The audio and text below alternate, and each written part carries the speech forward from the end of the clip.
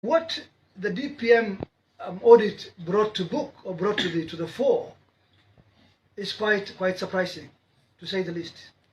For instance, we found over 180 people employed as directors, deputy directors, and assistant directors. Only 44 of them hold the appropriate requirements in terms of documentation, such as requirement for degrees.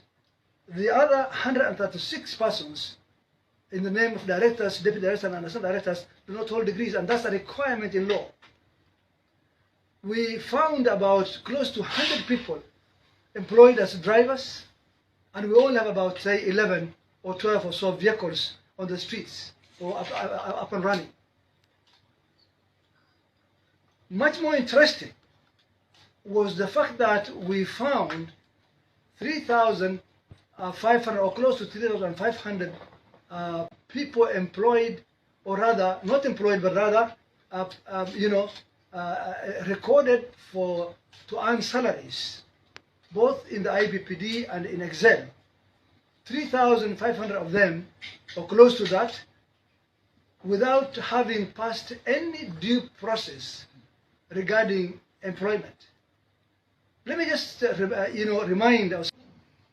Number two, the other group of people who may have been affected by the recommendations of the audit are people who also were irregularly promoted.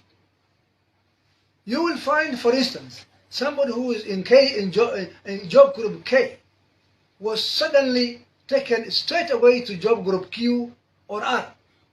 That is not in the law of the country. That is not what the HR employment system in the country envisages. What we want is the people of this county to know that there are systems in this country. This is not a banana state. We are in Kenya, where we have employment structures in place set by the government for civil servants. Now, you can't just suddenly be promoted from job group K to job Q or R and then make noise. Why was I brought back to my original job group? You will, of course, be returned back to where you belong to.